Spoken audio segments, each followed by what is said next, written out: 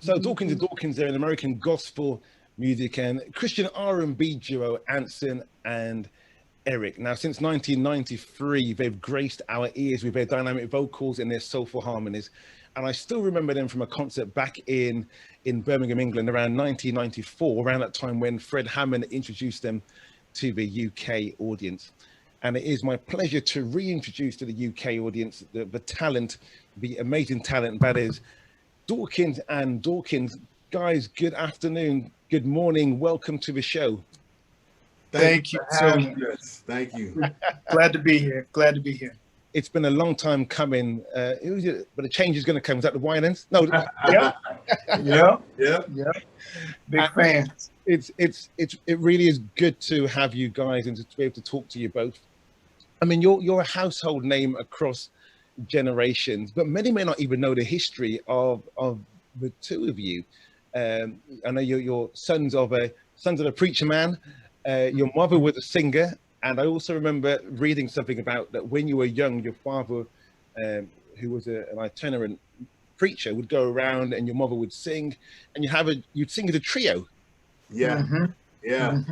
It was fun times, good times. We always it was like we were the opening act. We would go out and we would sing and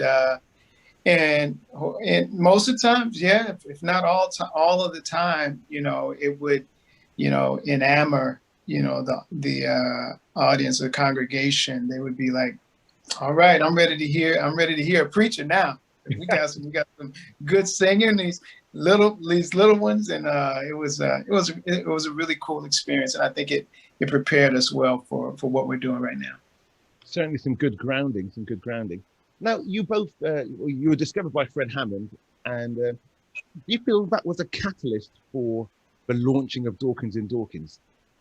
Absolutely. We had always been huge commission fans, and just given the opportunity, whenever they were within like a 2, maybe 3 hour drive of where we lived, we would go to the concerts. So we met them on multiple occasions. And there was one particular time where I think we were backstage interacting with them, and my brother said, y'all don't know who we are, but you gonna know. And then cut to some years later, us having an opportunity to play a demo tape that we had done for Fred. And he literally hired us on the spot. He heard the potential that we had, which, by the way, when we think about that demo tape, it was horrible. But he heard something in there, him having the ear that he has and being the genius that he is. He heard something and he hired us right then, and we started touring with commission. And a lot of people don't know this. One of the biggest gigs, first year we were with them, was coming to London. Like, we came to London with them, and it was mind blowing for us. And from that time on, London has always had a special place in our hearts.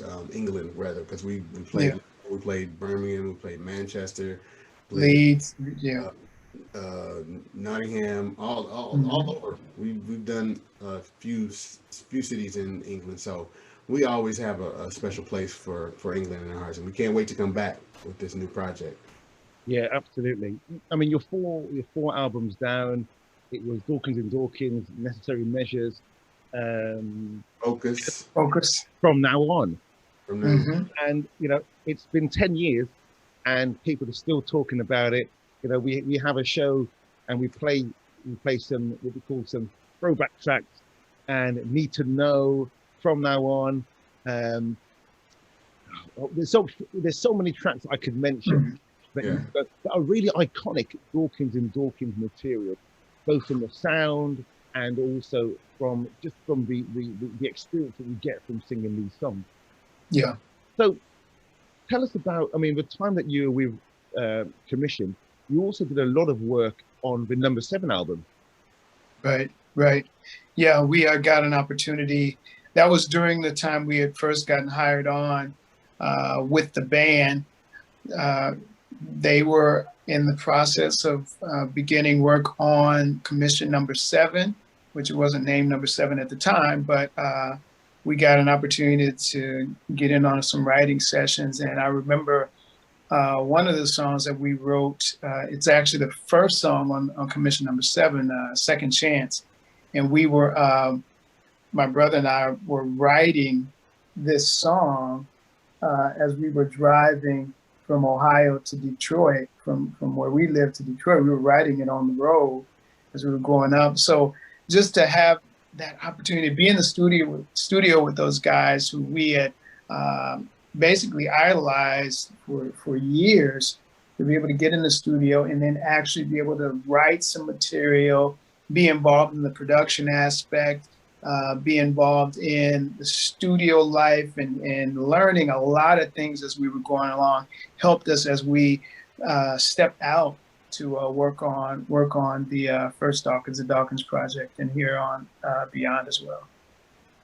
So one of the things is, over the years, I said you've been away for a while, and Eric, I know that you're a pianist, I believe, and Anson, you're a drummer, trumpet player. Yeah, I don't play trumpet too much anymore, but yeah. You've got the skills, you've got the skills. I mean, you're both accomplished writers. I mean, both from writing for yourselves and also writing with commission. But what's been happening over the years that you, from your last album from now on, what's been happening over the time that you've been away? One thing we do is life. We take life as it comes. So not being held to the obligation of putting out projects, you know, every year and a half or so has been really something that we've stayed true to. It has to be something that's we have to be moved, basically, to do a project. I mean, we're always creating. So there's material that you'll hear that was created years ago that we end up putting on whatever projects we put out. But in the meantime, we've been doing life. Like I was newly, actually, when the last project came out, I just started dating my wife. So we were, we're in the courting phase, and Anson he had moved back to Washington State to be a worship pastor at the church that he's at now. So during this time, after we stopped doing a lot of moving around with the From Now On project, we just settle in and do life. Like, I was writing and producing for a lot of people. I've done several television shows. I'm one of the vocal coaches for a show called The Masked Singer. Yeah. And before that, I did a show called The Four with Diddy, DJ Khaled, and Megan Trainor. It was another singing competition show. So just doing stuff that basically keeps us kind of in the mix of what's going on. And I think that too allows us to hear and know what's going on as far as music is concerned. Yeah. So yeah, just really doing life between projects is what we do, families and all that. Yeah. I get that. And actually, when I was looking at some of the feedback when I've been kind of checking you out online, by the way, your wedding looked great. Saw some of the pictures, Eric. Oh man, thank you. It was the best time we've ever had. Like, my wife said, this is the best wedding she ever went to. Normally the bride has horror stories because this and that might go left or wrong or whatever. Mm-hmm. She literally said, this is the best wedding that I've ever been to, which would, I loved hearing it. So Eric, wedding was great. You've been working with the Underdogs. I mean, that's kind of where a lot of people know you, with your production skills and your writing, and writing for so many other people. And that's been great. I mean, you've been described as one of the best vocal producers in the industry, and your reputation. Listen, your reputation goes before you. And Anson, I know you've been at the worship pastor at your church for between 10 and 15 years now. So you're part and parcel of the framework and the fabric of that community. Yeah. So that's fantastic. I mean, one of the things that we've been looking at or talking around is the significance and the impact that your music has had over the years. And one of the things is it's about it being timeless. Even all of these years, we can still play Need to Know, and we can still play some of the other tracks. And actually, we're like, wow, that just sounds so fresh. What is it about that? Or why do you feel it's important that your music has been able to stand the test of time? To me, it is. It stems from our ability or our willingness to submit to the process of learning, of growing, of continuing to be present, not only with each other, but also with God. I believe that God gives us the abilities that we have, and he gives us a desire to please him, as the word tells us.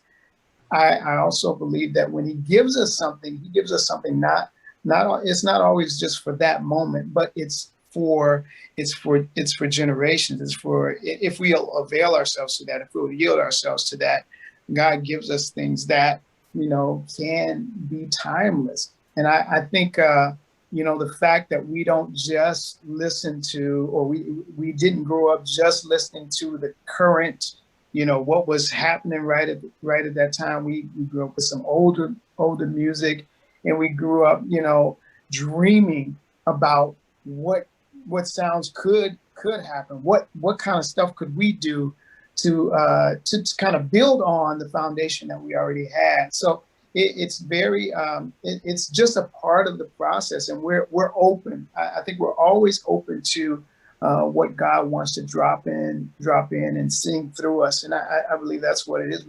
God is singing through us, and what he sings never gets old. It's just always relevant. I like what you did right there. That's good. Do you? I like that. That's a little segue. I see what you did there.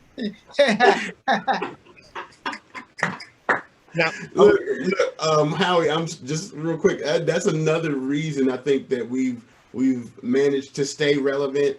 We allow ourselves to be available and just to go through so God can download stuff in us, and we just put it out. So I believe like there's some spontaneity that we have been able to take advantage of. Like even when we do live shows, like there's stuff that we don't end up doing during the live show that ends up being what we do in the live show, but we do it on the spot.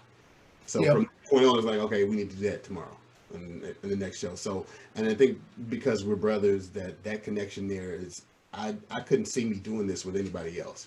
Yeah. Your connection is so clear. Your chemistry is incredible, and just as you're responding to Anson, Eric, I don't know if Anson, if you're talking around some of the tracks on the album or whatever it was, but just the connection that I'm seeing, the spontaneity, I can just imagine how you guys will be when you're live, because you're thinking, hey, we're going to go here. Or you may do a run, Eric will look across and thinking, hey, I'm going to do that as well. Let me have a go. Yeah. Yes. Yeah. Exactly. That happens. That definitely happens. And it's fun. It's fun. There are spontaneity that is fun, and then there's spontaneity that we do that is actually funny. That stuff that happens. There was a show we did a few years ago, and it was late. And I'm just giving you this anecdotal story. It was so late. We went to it. I think we were in like Baltimore or something. We were in Maryland, somewhere in Maryland. We were in Maryland, somewhere there, and there was we were singing at a church, and it was at night, and it was after like some kind of youth thing. But then the host church had a band or a group that was singing before us, but they just took up a whole lot of time, and they just kept singing and kept going. And it wasn't that they weren't bad. It was just like, it's late and y'all keep going. So by the time we got out on stage, we were loopy. We were like, we were going to sing the songs, but there was in a different hit. There were like 30% of the people had left. Yeah. So it was funny because we were singing, and we were singing "Need to Know," and Eric did something after his verse. Listen, on "Need to Know," when I finish the hook, I say, "Anson sing." Instead of doing that, I don't know why, but right in that moment, I said, "Come on, Anson, won't you sing?" And I turned away from him. So he didn't. And I just looked at him like, really? And tried to do. I laughed. I did laugh, and I tried to finish my verse, do my verse without laughing. But yeah, it was funny. So then after that, several shows after that, we would always think, I would always be waiting for him to just do that, and I would just be laughing. So to this day, he probably doesn't know that, but to this day, anytime we sing that song, it's in the back of my mind. Like, I'm gonna do it again. If this is the right audience, the right setting, it's gonna happen again. Oh, brilliant, brilliant. Now, the new single is called "In My Feelings," and and even before it arrived in my inbox, I was super excited. You know, when I grew up listening to, I grew up on Fred, Commissioned, and Wine. Those are my kind of two groups that I grew up on. And I remember before, once I got into music, I didn't even have to listen to a track off an album to buy it. So if I knew that Commission had a new album, I was going to buy it regardless, right? Right. And so I was super excited. This track came in, and literally before I went on air, I thought, oh, let me just have a quick listen. I thought, oh my days, this is fire. So tell us about the thinking behind this track, the writing, and you know, maybe who you're appealing to with this track as well. I have to say this too. I keep forgetting to say this when people ask. The reason I ended up writing this song, a good friend of mine who produced it, named Walter Millsap, he asked me had I written a particular song for Erica Campbell, the song called "Well Done," because people were hitting me and asking me, it's like, "Did you write that song?" Or they would say, "Man, that song you wrote was pretty dope for Erica." I was like, "I didn't write that." So they were thinking it was something, you know, in the vein of what I do, and so Walter called me. He's like, "Man, he thought I wrote it too." He said, "Well, can you write a song like that? Can you give me something in that vein?" Because the song originally wasn't for us. Okay. So he sent me the track. I wrote it for this other artist that he was working with, and even as I was writing it, I'm like, this got some Dawkins and Dawkins on it. I'm like, somewhere in my mind, I was hoping that the artist didn't take the song. But some time went on, and I ended up hitting him back like, "So, Walter, what's going on with the song? Did the artist do it?" And he said, "Oh man, some stuff fell through." I was like, "Cool, don't say nothing else. Dawkins and Dawkins are gonna cut that song. Like that's ours. It's ours." And so for what I wrote the song about, like the angle that I was coming from was having moments of gratitude. You know, thinking about how God has spared us and kept us and just preserved us over all these years. You know, being in the industry, there are certain pitfalls that are almost, you know, commonplace. Like you see people fall into those traps all the time. God has spared us from so many of those. Yeah.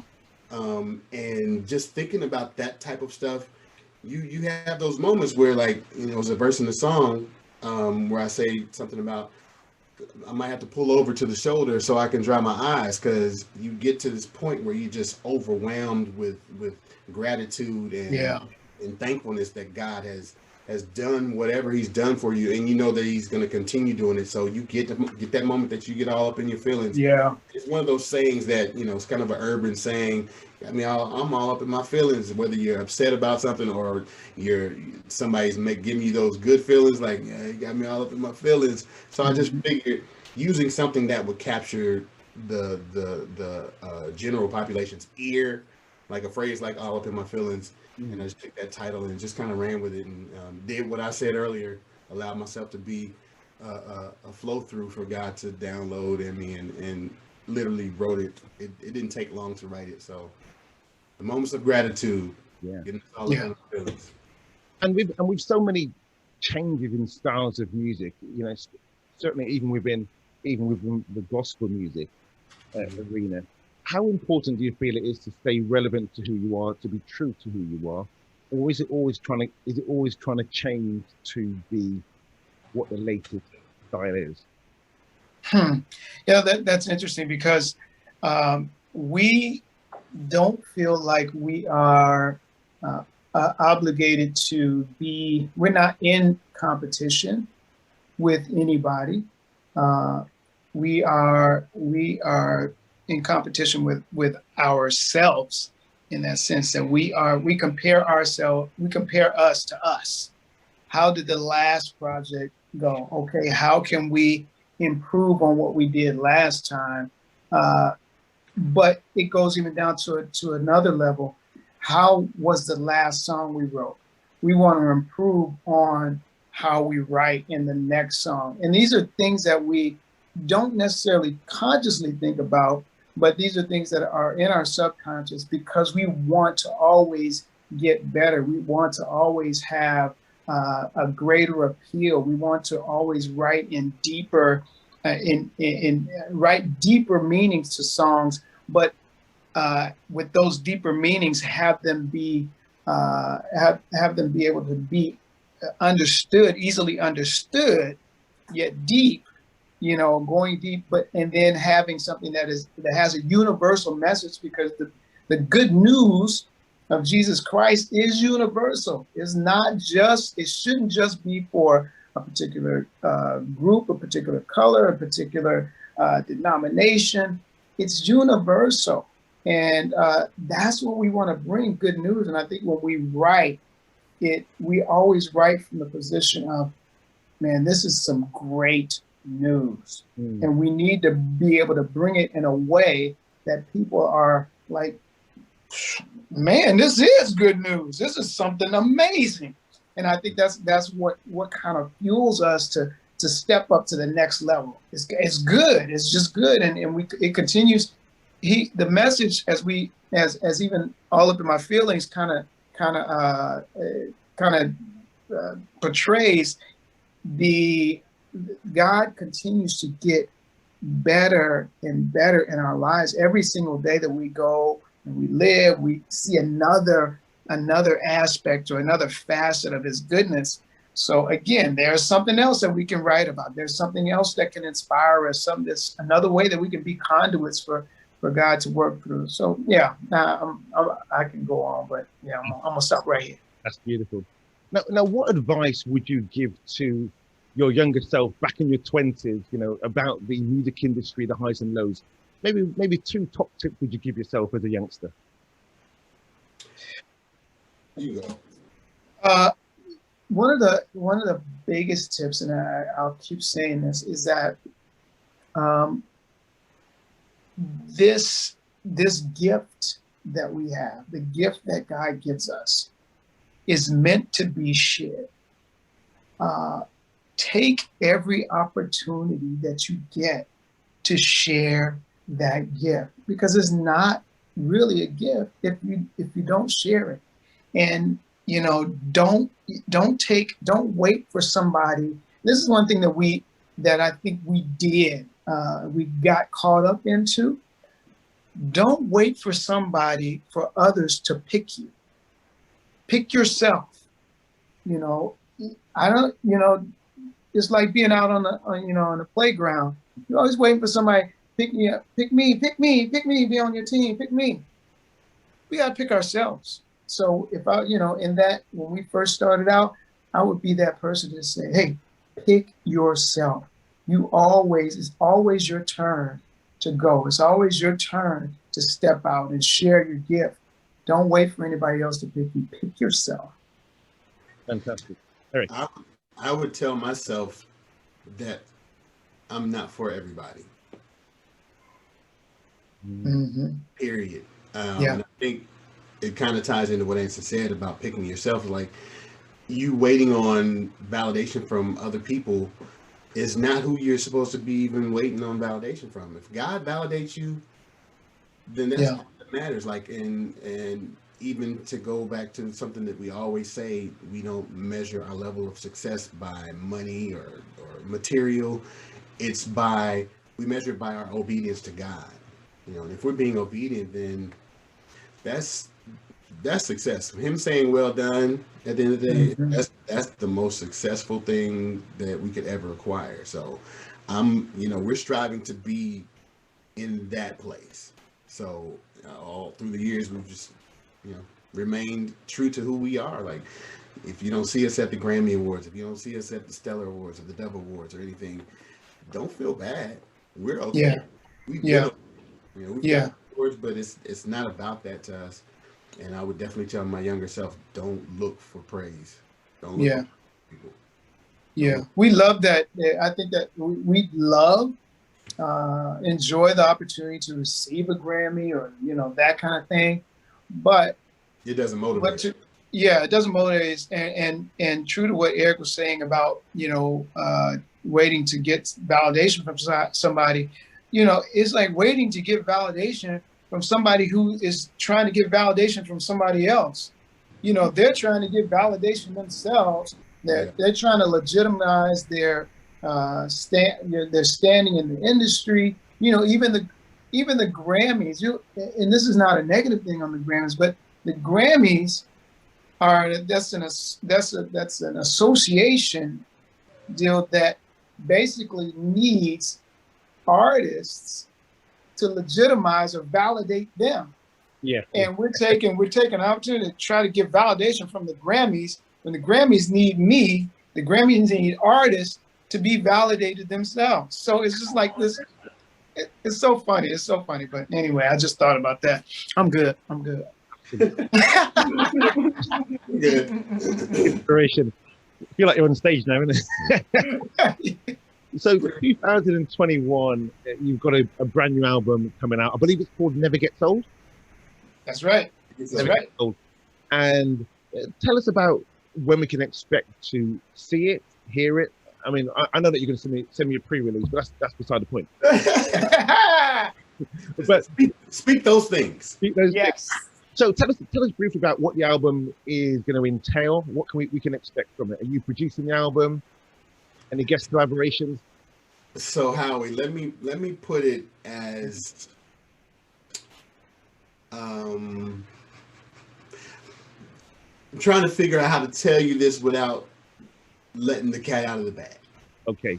I said it in another interview, but 2021 is going to be full of Dawkins and Dawkins. That's not all I can tell you, but look for something very soon. Like, yeah, very soon. Very soon, like sooner than people expect. I mean, with the single out now, people have something to kind of ride to, but we want to make sure that we're kind of, for lack of a better term, making up for lost time, because we've been gone for so long, and people always hit us like, why y'all make us wait so long between y'all's projects? I mean, I'm still bumping the last one like it just came out, but man, when y'all gonna do something new? So for those people, we have new material coming out very, very soon. Very soon. Yeah. Very soon. Mark these words on your calendar. On the 19th day of May, we said that Dawkins and Dawkins has material coming out very soon. And we're going to be doing visuals. So people have only seen a couple of videos from us ever. Mm-hmm. Actually, 3 videos, period. We've only done 3 videos in our whole almost 25-year career. Yeah. But we're geared up to do visuals as well with a lot of the material that we're going to be putting out. So 2021 is going to be full of Dawkins and Dawkins. And as if you kept up with us, true to how we do things, there's not currently in much of collaboration. We have a song with an artist that we collaborated on that you'll recognize when you hear it. But still things, there's still a possibility that there could be somebody coming on. But there are going to be a bunch of surprises here. And again, as Eric said, 2021 is going to be full of Dawkins and Dawkins, and you're going to be like, wow. That's what we want to hear. We want to hear more. Now, and is this sound going to be kind of very much on the kind of R&B vibe? We have a great variety of things on this project. Like, there's definitely, we're staying true to what we always do, the timeless music. We've got some throwback type material that will, you know, be our ode to certain people that we kind of listen to coming up. And of course, you know, we have some stuff that sounds current. Of course, In My Feelings, if you're into music and you listen to any type of trap soul or anything, like, it kind of has a little bit of that on this song, but there's, you know, several other songs that have probably a little more of that element in them. Just some good music, thought provoking, like everything has a message. But there's literally, and I know it's kind of cliche to say, but there's something for everybody. We have something for everybody on this project. Yeah. Awesome. Some quick fire questions between the two. You know, I know you live in different parts of the US. First question is, who's the better cook? You know, we'll put it this way: we both eat differently. Yes. I'm a plant-based eater, vegan. I don't fool around with the meats. Okay. Eric fools around with the meats, so he's gonna be able to cook meat and stuff. You know, I'm gonna be able to take the veggies to another level. So. And you're a runner as well, aren't you? You're a runner. Yes, sir. Yes, sir. So I'm gonna be thinking about that. So I would say I'm the better cook, but I would say Eric is not bad at all. So. Wow. Okay. Who gets upset quicker? That's Eric. You think? Don't get upset quicker. That's Eric. I'm moody. Just say that I'm moody. I'm passionate and moody. Okay. Volatile type of combination. All right. I'm guessing. I don't know. I'm going to take the presumption, because you're both in the US, that you both play sports, or you have done. Who's better at basketball? That would be me. I mean, and I don't even play that much. I played a little bit years back, and I rolled my ankle, and that was it for me. I was like, I'm not getting paid anything to be in this type of pain, so I'll leave that to the NBA players and all that. Yeah. But, you know, I have a nice little jumper. Yeah. Who's the better driver? We're both good drivers. We've been driving since we were like, I think my dad let me. I'm telling on you, Dad. My dad let me drive when I was like 12. Okay. We've been driving. We have excellent records driving. Yeah. I can go to sleep when he's driving, and I feel like he can go to sleep when I'm driving. So. Yeah, definitely. Good. Well, guys, it's been a real pleasure to talk to you. Thank you for your. I gotta ask you this, and get you to say it on air. The way we're rolling this project out, we want to come back. Yeah. I'm telling you, you're gonna want us to come back again. Yeah. That's all I can say. Hey, big time. No, without a doubt, it's we'll make that happen. We'll look forward to it. We're here to spread the word and share the joy, and know that Dawkins and Dawkins are back. What's it called? The album's called Never Gets Old. So Never Gets Old listening to you guys, and we're really looking forward to that. Thank you.